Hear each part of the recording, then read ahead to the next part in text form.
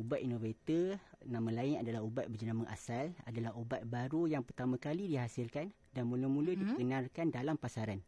Syarikat yang memenuhi ubat tersebut diberikan paten iaitu lesen pemilikan atau hak cipta selama 20 tahun. Okey. Setelah menjalani pelbagai kajian klinikal dan penyelidikan. Seterusnya ialah ubat generik. Okey. Ubat generik pula ialah ubat yang dikirangkan oleh syarikat lain setelah tempoh paten ubat innovator tersebut tamat. Baik. Okey. Terdapat 6 persamaan antara ubat innovator dan ubat generik. Untuk kita lebih senang faham, kita ambil ubat innovator yang popular kat pasaran iaitu Panadol. Okey. Ubat generik pula kita ambil contoh sebagai Euphamol. Baik, kedua-dua ini mempunyai kandungan bahan aktif yang sama iaitu paracetamol. Yang kedua ialah dos atau kekuatan ubat juga adalah sama, 500 mg. Cara pengambilan ubat juga adalah sama, 1 hingga 2 biji 4 kali sehari. Yang keempat ialah kesan terapeutik. Kedua-dua adalah untuk melegakan demam dan untuk melegakan sakit. Okey. Yang seterusnya ialah kesan sampingan ubat juga adalah sama. Yang terakhir ialah yang paling penting ialah kedua-duanya perlu berdaftar dengan pihak berkuasa kawalan dadah.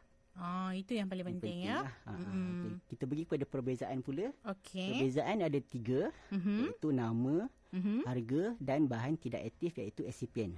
Alright. Okay, yang pertama nama ubat innovator mengikut kepada syarikat siapa yang mengeluarkannya lah. Contoh Panadol tu syarikat dia GlaxoSmithKline. Okey. Kalau Euphamol tu SM Pharmaceuticals Sdn Bhd. Jadi kalau syarikat lain lah nama dia. Lepas tu yang kedua ialah harga. Ubat generik ialah lebih murah kerana tidak melibatkan kajian klinikal dan penyelidikan. Okey, faham. Yang seterusnya ialah bahan excipient. Termasuklah bahan pewarna yang dibenarkan, perasa, pengawet dan bahan tertentu untuk menyelaputi tablet dan pil tersebut. Alright. Lepas tu mungkin DJ Ida mungkin tertanya, para pendengar pun tertanya kenapa penampilan ubat generik berbeza dengan ubat innovator. Ini kerana Undang-Undang Tanda Dagang trademark menyatakan bahawa ubat innovator tak boleh menyerupai ubat generik lah. Okey. Ubat generik mempunyai warna yang berbeza, rasa yang berbeza, tetapi tidak mempengaruhi keberkesanan dan kualiti ubat tersebut lah. Itu sedikit sebanyak beza antara ubat generik dan ubat innovator. Maknanya kalau kita perasan lah kan, biasa kalau kita beli Panadol kan Cik Syahiran, yelah jenamanya berbeza-beza, maksudnya selamat lah kan, selagi kita boleh tengok dekat belakang tu paracetamol kan. Ya, betul. Sebab selagi kadang-kadang dia daftar di bawah pihak berkeselamatan dadah, dia selamat lah. Okey. Dan kita juga nak tahulah kan, apakah kriteria yang perlu dipatuhi oleh syarikat pengeluar sebelum sesuatu ubat generik itu boleh didaftarkan oleh pihak berkuasa kawalan dadah PBKD. Untuk makluman para pendengar Selangor FM, mengikut peraturan kawalan dadah dan kosmetik 1984 di bawah Akta Jualan 1952, semua ubat termasuk ubat generik perlu berdaftar dengan pihak berkuasa kawalan dadah PBKD. PBKD telah menetapkan syarat untuk ubat generik dan ubat innovator perlu mematuhi aspek kualiti, keselamatan dan keberkesanan. Okey, kita pergi kepada kriteria pertama iaitu aspek kualiti, iaitu pematuhan kepada amalan perkilangan baik, APB. Singkatan dia lah APB. Ubat generik perlu dikilangkan di kilang yang mempunyai piawaian APB, hadis panduan yang mesti dipatuhi setiap kilang dalam menghilangkan ubat-ubat generik. Kualiti ubat dikilangkan secara konsisten mengikut spesifikasi yang ditetapkan. Alright. Baik, yang kriteria kedua adalah aspek keberkesanan. Bila kita bercakap pasal ubat, kita nak ambil ubat tu untuk berkesan lah. Betul. Contohnya kalau untuk rasa sakit, untuk melegakan demam, sebagainya. Jadi untuk membuktikan kesan terapeutik itu, ubat generik dengan ubat innovator, untuk membuktikannya kita ada kajian, iaitu kajian bioequivalence atau singkatan dia kajian BE lah. Ujian BE adalah ujian yang membandingkan innovator dan generik mempunyai kepekatan kandungan bahan aktif yang setanding dalam darah dalam tempoh masa yang sama. Jadi kajian BE merupakan kaedah yang paling sesuai lah untuk membuktikan bahawa ubat generik dan ubat innovator keberkesanan dia sama dalam merawat pesakit. Okey. Yang ketiga ialah aspek keselamatan. PBKD juga menyemak formulir ubat generik tidak mengandungi bahan-bahan yang terlarang. Okey, itu antara itu ada 3 kriteria lah yang utamalah. penting. Jadi kita nak tahu jugalah kan, adakah ubat generik dikilangkan di kilang yang mempunyai tahap ataupun standard yang tinggi, iaitu sama seperti ubat berjenama asal iaitu innovator. Ya. Ubat generik dikilangkan di premis dan kilang-kilang farmaseutical yang mematuhi piawaian amalan pengenalan baik, singkatannya APB lah. Semua ubat generik perlu mematuhi piawaian ini sebelum boleh didaftarkan oleh pihak berkuasa kawalan dadah. Untuk produk farmaseutical, kita gunakan garis panduan Pharmaceutical Inspection Cooperation Scheme, PICS, singkatan dia. Iaitu piawaian yang digunakan oleh kedua-dua ubat innovator dan ubat generik. Malaysia merupakan ahli PICS dan adalah sama seperti dirasakan di negara maju yang lain lah, seperti Australia, Amerika Syarikat dan Eropah. Kami di bahagian relatif farmasi negara NPRA akan melakukan pemeriksaan APB terhadap semua permis kilang-kilang yang terletak di Malaysia dan juga di luar negara lah, supaya yang ubat generik ni sama piawaiannya dengan ubat innovator. Semua pengilang wajib mematuhi APB. Jika pengilang tidak mematuhi standard ini, kita tidak akan membenarkanlah kilang ini beroperasi dan menghilangkan ubat-ubat lah. Jadi kita kesimpulannya memang ubat innovator dan generik menggunakan garis panduan yang sama. Jadi kita tak perlu risaulah Ya, kan. betul. Dan seperti yang kita sedia maklum, Encik Syahiran, di mana keperluan yang ketat telah dikenakan oleh PBKD sebelum ubatan generik boleh didaftarkan. Jadi adakah sebarang pemantauan dibuat oleh pihak berkuasa setelah ubat generik berada dalam pasaran? Ya, itu adalah peranan NPRA, di mana skop perkhidmatan kita adalah pendaftaran, pelesenan dan pemantauan. PBKD akan sentiasa memastikan bahawa ubat generik tersebut mematuhi keperluan pendaftaran melalui program pemonitoran ubat-ubatan berdaftar di pasaran melalui aktiviti surveillance. Antara aktiviti surveillance ialah ubat-ubat generik ini dalam pasaran akan disemak label, pembungkusan dan sampel produk juga akan diambil untuk uji di makmal. Selain itu, aduan yang diterima daripada ahli profesional pengguna dan orang awam akan disiasat secara terperinci dan diambil tindakan jika dapati bersalah.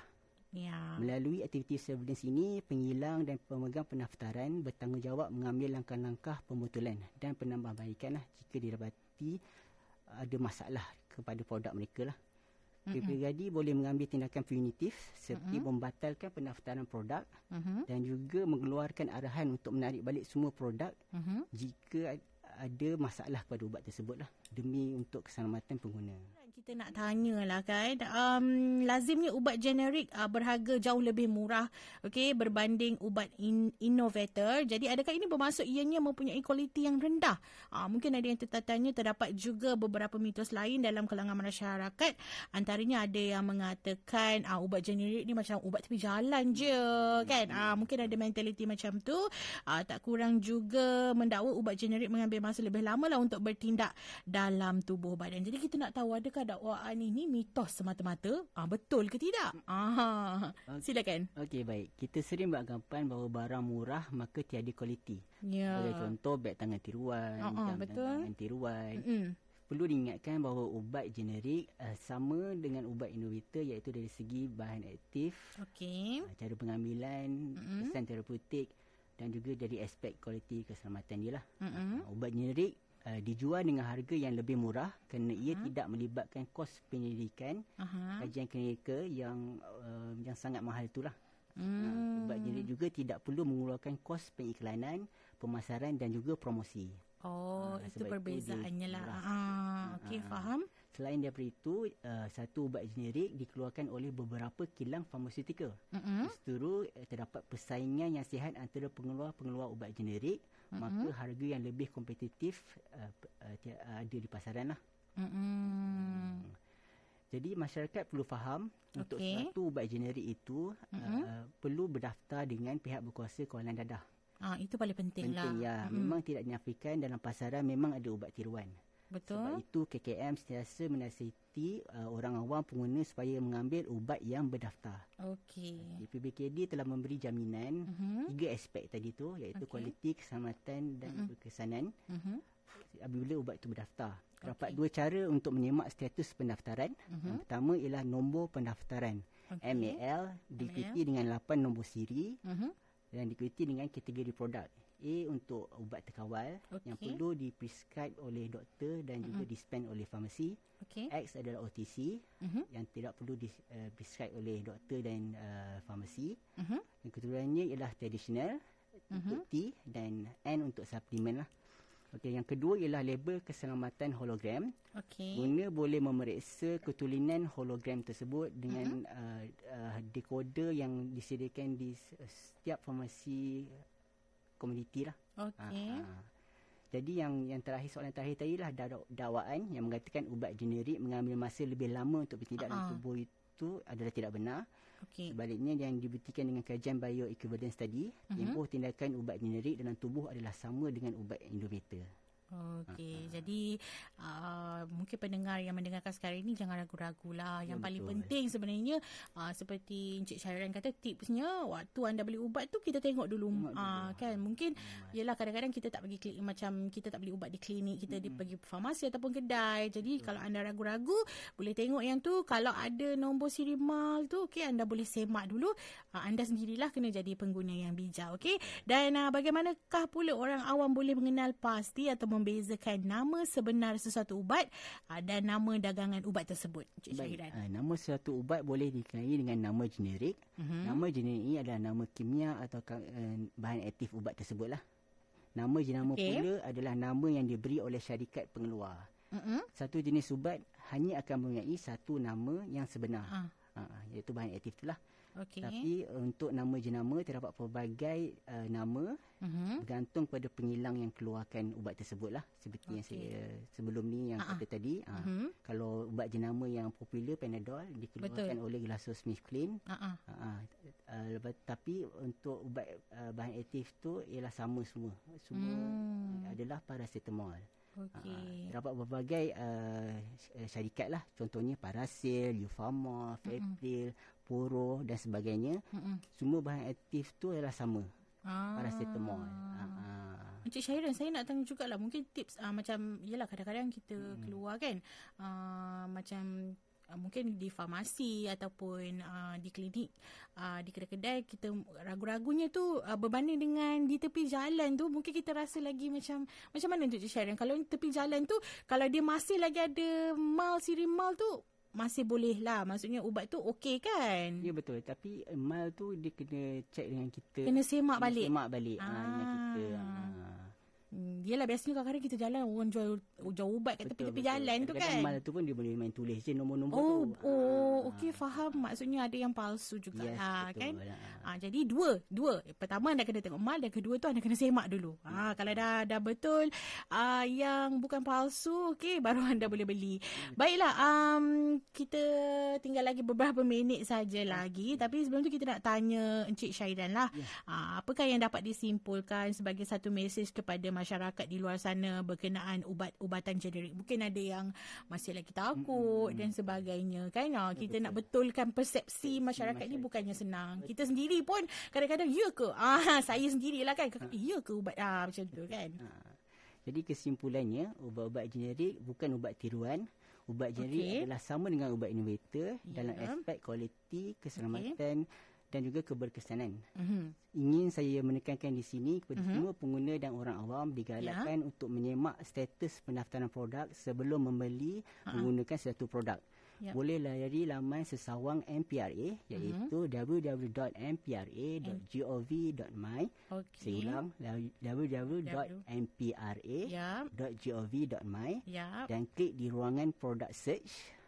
Carian produk itu boleh digunakan melalui nombor mal.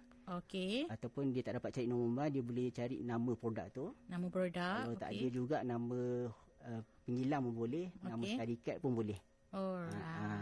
Lepas tu pengguna juga boleh memuat turun aplikasi kita di apps MPRA Product Status. Dan juga Pharma Checker lah untuk yang hologram tadi tu. Di Google Play Store, Apple Store dan Huawei Apps Gallery bagi semakan produk itu berdaftar ataupun tidak. Bagi sekiranya kalau pengguna dan orang awam tidak dapat jumpa di laman Sesawang dan juga apps tadi tu, itu bermaksud ubat itu tidak berdaftar dengan pihak berkuasa kawalan dadah. Jadi kita amat rayulah pada orang awam untuk buat aduan kepada kita. Bila ada aduan baru kita buat tindakan lah. Untuk ubat yang tidak berdaftar perlu melalui sistem pengurusan awam iaitu SISPA, moh.spab.gov.my atau nak senang Google je SISPA, SISPAA. Dia akan keluar di situ. Adulah dekat situ. Untuk produk tidak berdaftar. Yelah, orang kata sekarang pun kita berada di zaman teknologi, semuanya di hujung jari.